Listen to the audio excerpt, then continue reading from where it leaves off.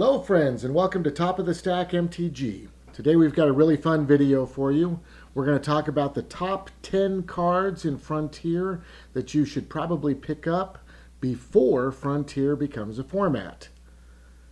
Now, I got a huge disclaimer here, and that is we don't know what Frontier is going to look like or when it will become a format. So this is all speculation. You have to take all of this with a huge pile of salt. Okay? This summer, it is possible, there's a small chance that Wizards of the Coast could say, we're creating a new format, and it's going to start with Amonkhet.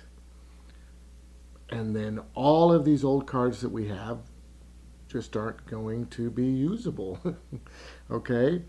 I don't believe that's what's going to happen, but it's beyond important that we all understand that you can't bank on Frontier. That's a foolish thing to do. Honestly, you shouldn't bank on Magic cards, period. Right? You shouldn't use Magic cards to make money. There's other ways probably to invest and make better money than you could on Magic the Gathering. It's simply a fun way to think about your cards, right? If you buy a card for 50 cents and 2 years later it's worth 90 cents, that's awesome. That's really cool, right? Especially if you bought it thinking this could go up a little bit, and you were right. That's immensely cool. You only gained 40 cents, right? But hopefully you only spent 50 cents, so it's okay. So because of that, I've created two top 10 lists.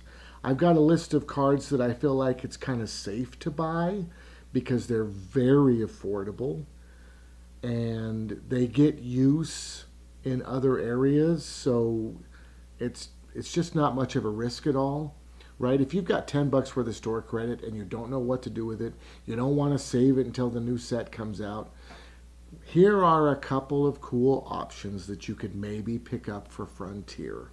That's probably a better way to title this whole thing. So I want to start with the safe list, okay?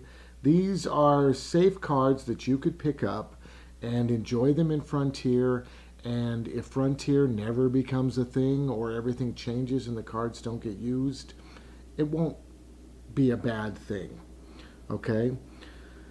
First off, I've got an honorable mention for the safe list, and that is Sphinx's Tutelage.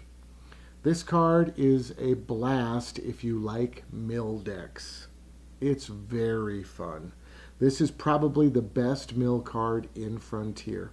Oh wait, one big thing I also have to tell you guys. I am only looking at the cards that are not currently in Standard. Okay, I don't want you to run out and buy a bunch of Gideons because they're going to rotate in 6 months. And if Wizards doesn't declare Frontier as a new format within the next 6 months, which they probably won't, then Gideon's going to drop in value, right? You shouldn't buy things in Standard right before they rotate. Let them rotate because the price will go down. None of these cards are currently available in Standard. We're only going over 5 sets. And that's going to be 2015, Cons, Fate, Dragons, and Magic Origins. Those 5 sets. What cards from those 5 sets should you consider grabbing before Frontier becomes a format?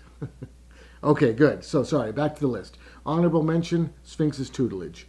Very, very fun. If you like Mill, this is the card for you. And I think Mill will have its place in this format, specifically because of Sphinx's Tutelage. It's amazing. Good, so on to the list. Number 10 for me is Mana Ramp cards. Now, I don't mean like explosive vegetation. I mean specifically mana creatures. Creatures that you can tap to add mana to your mana pool. I've got a couple here. I've got Whisperer of the Wilds, Rattleclaw Mystic, also Elvish Mystic. These are excellent cards, and they're so affordable. Okay? If this thing happens, if Frontier becomes a format, these cards are going to be very important and they'll probably creep up a little bit in value. So it's a good time to pick up. A lot of people like to call them mana dorks. I don't like that name, but mana creatures. I think they're great. That's a good choice. Number 9, Goblin Rabblemaster. There will be a Goblin deck in this format, I'm sure. And as it gets better and better, with every new set that comes out, there'll be more Goblins.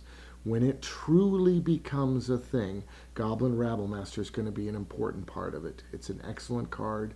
You should consider picking it up. It's very affordable right now.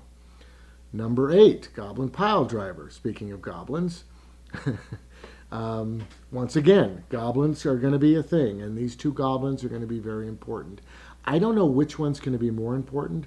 I think they work well together. So we'll see what it looks like. But these are the King of Goblins so far. They're great cards. Number 7, Rally the Ancestors. This card, of course, is an important piece of an important deck. You know, it's very affordable. If you can pick yours up now, it's a good idea. If you play Frontier and you enjoy it, you may already have these, but grab these if you don't. They're very important.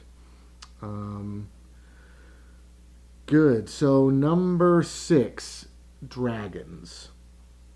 So there's 2 sets of dragons. You've got the Dragon Lords from Dragons of Tarkir. They're great. They're a little bit more expensive than the other dragons, but they're awesome. You definitely should pick up the dragons. They're very affordable right now. I believe they've probably hit the bottom. If Frontier does become a format, of course they're going to slowly go up. And then in Fate Reforged, there's just normal dragons. Okay, and you'll want to grab those too. They're excellent. Yeah, very affordable, very, very good creatures. Any dragon, any dragon. I am thinking specifically, let me show you here. The Dragon Lords, of course. And you'll see them in Dragons of Tarkir. Each one is called something Dragon Lord, something Dragon Lord. And then, of course, Thunderbreak Regent, right? It's an excellent dragon, and grab the dragons out of Fate Reforged. Yeah, they're totally worth it and good. Number 5, Siege Rhino. Siege Rhino is very affordable. It is an excellent card. It's you've got to have 3 different colors in your deck. So you've got to be good with the mana fixing, okay? But if you are, it's an excellent card. It doesn't see a lot of play, which is kind of crazy because at first, of course, everyone was worried that the whole thing would be Collected Company and Siege Rhino and Jace. But that's really not the case, as we found. But Siege Rhino is a good card, and it's a safe card. If you want to play a 3-color deck, if you want to play those 3 colors, grab 4 of them. They're very affordable. It's fun to play. Yeah, it's a good card. Number 4, Hardened Scales. Hardened Scales is excellent for counters. +1/+1 counters, of course. The new Snake is out from Aether Revolt, and I know it's making a lot of waves. And if you combine the Snake and Hardened Scales, right, that could be crazy. But it's an excellent card, and it's very affordable. Great choice for picking up. Number 3, Monastery Swiftspear. Great card, one of my favorite cards, of course. I just like playing red.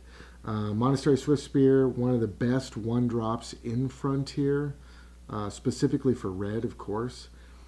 Very affordable, great card. Number 2, Anafenza the Foremost. Excellent card. The best thing about this card, in my opinion, is the Graveyard Hate.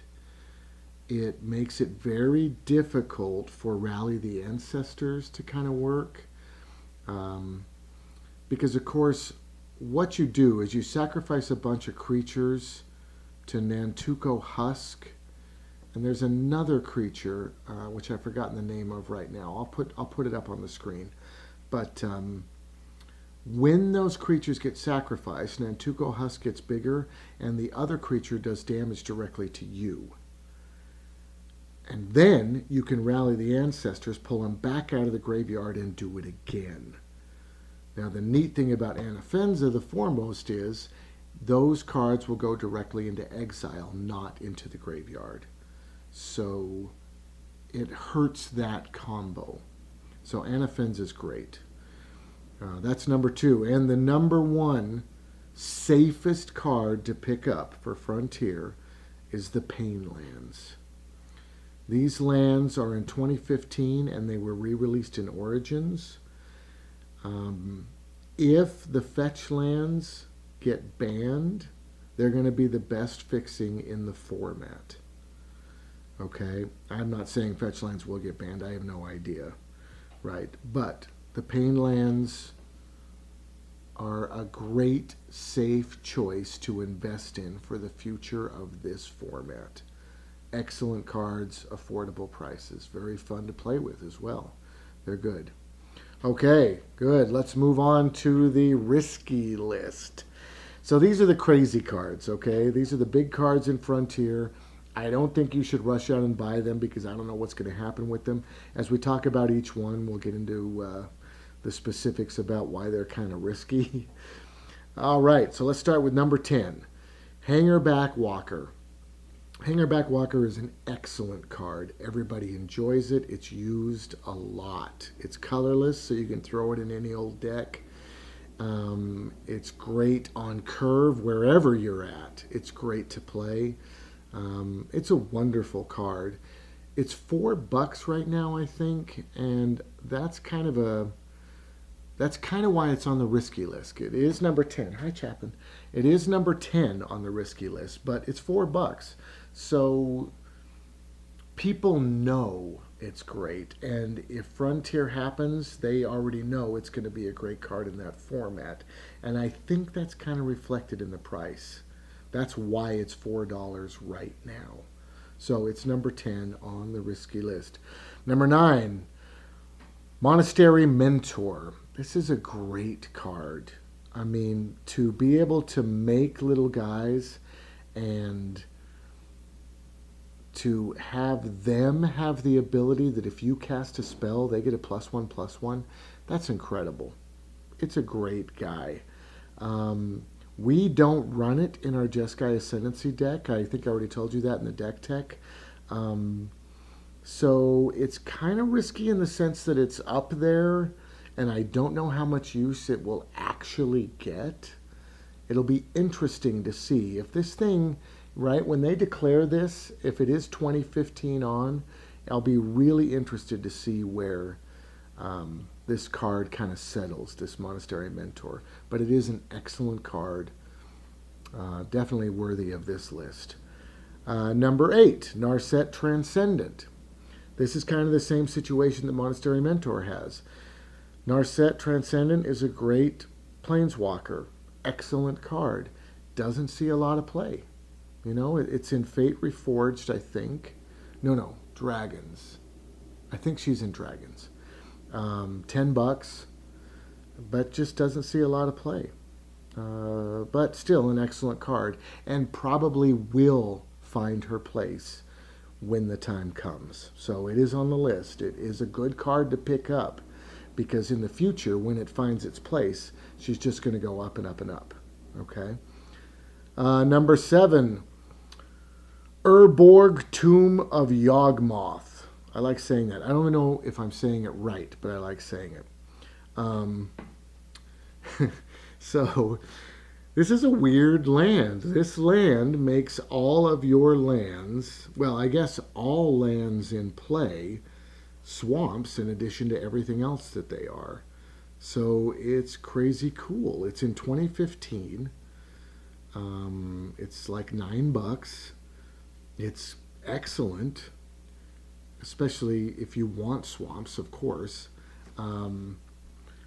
But it doesn't see a lot of play. Once again, I'm not sure where it's going to land. I'm not sure what it's going to do.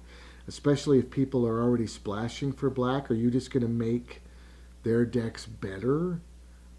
I don't know. I don't know. It's an interesting card, worth considering picking up. Number 6, Dig Through Time. This card's amazing. Blue loves this card. It got played a lot until it got banned in Modern. Okay? Now, a lot of people have explained that this card got banned in Modern not because of its power, but because of other cards that are currently in Modern that could take advantage of it, which kind of suggests that maybe it won't get banned in Frontier because it doesn't have those other cards to take advantage of it. But I'm not sure. It's kind of risky, right? It's already been banned in one format, so I don't know. But it is a great card. It's definitely worth playing now, right?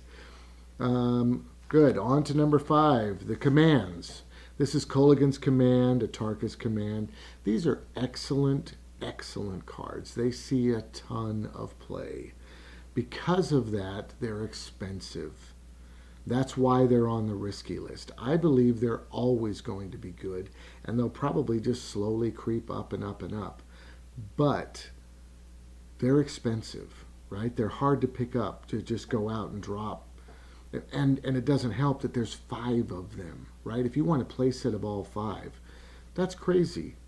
That's 20 cards, and if they're going to be on average, let's say $10 each, that's $200, right? That's extreme, very extreme. So that's why they're on the risky list.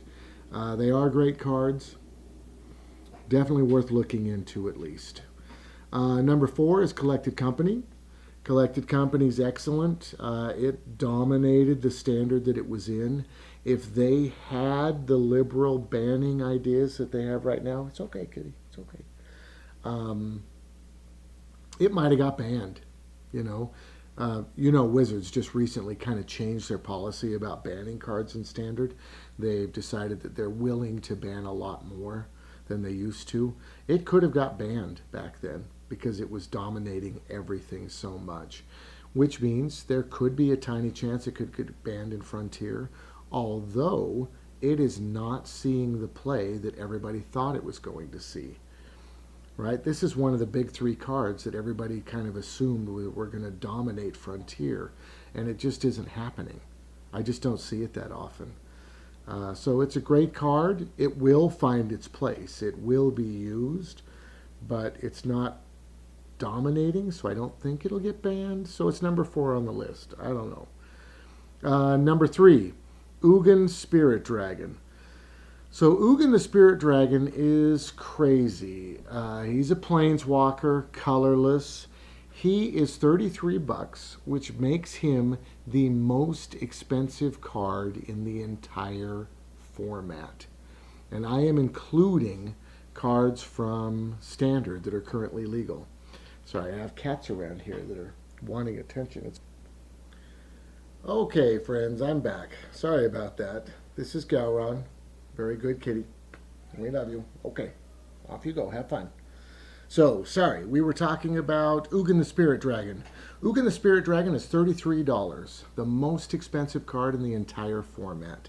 And that includes all the cards that are currently in Standard, which is just crazy. The second most expensive card is Liliana, the Last Hope, I believe is the name. $32 for that card. So this is the most expensive card. It's an excellent planeswalker. Clearly, it gets play in other formats. And I do believe if Frontier becomes a thing, and this is part of it, it will creep up. But at $33 right now, it's an expensive card. Ugin the Spirit Dragon. He's excellent, though, of course. All right, so number 2 on the list are the fetch lands. The fetch lands are excellent. They are pretty pricey, especially considering, once again, there's 5 different ones. So if you want to get a play set of each, you're talking about 20 cards. They're great. There is a chance they would be banned if the format starts at 2015. Now, there's a small chance that If Wizards does declare the new format, they might say, we're going to start at Origins. We're not going to start at 2015 the way Frontier does. We're going to start at Origins because Origins is the creation of the Gatewatch, right? I know that they don't take the oath until the oath of the Gatewatch, but still, Origins is it's the origin of those 5 planeswalkers. And those are the planeswalkers that we see in battle and then straight into Oath of the Gatewatch where they decide to stay together. So there's a chance that that could happen with the 25th anniversary coming up, with all of the hype about the possibility of a film, about the possibility of other types of video games beyond just literally playing with cards. It is possible that this superhero team could kind of gain a life of its own, and then Wizards would want to say the creation of the superhero team is where the new format is going to start. But nobody has any idea. It's all speculation. Who knows what's going to happen? But keeping that in mind, we'll move on to number 1, which for me is Jace Vryn's Prodigy.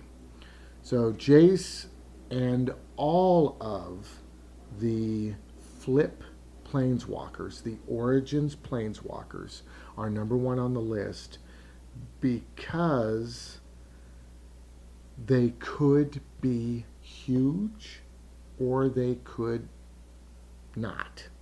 Jace was $70 in Standard. He's $20 now. He was $70 when he was in Standard. It was crazy, right? There's a good chance he would have got banned. If they declare this and they declare a bunch of bans, Jace could be one of the bans. Although, on the other hand, as we were saying, if the Gatewatch becomes this huge thing, they're going to want to keep them all. I was really surprised. I don't know if you guys have been following the spoilers for the new set Amonkhet, but the new Gideon is very, very similar to the old Gideon. And the crazy thing about that is the old Gideon doesn't rotate for 6 months. So for 6 months, we have 2 Gideons that are very, very similar. And I don't mean too similar to exist. You know, I'm not saying why would they make 2 cards way too close. You know, it's not like that. The new Gideon has completely different crazy stuff that it can do, but the core of it's the same. Normally, you would think what they would do is just release a different planeswalker.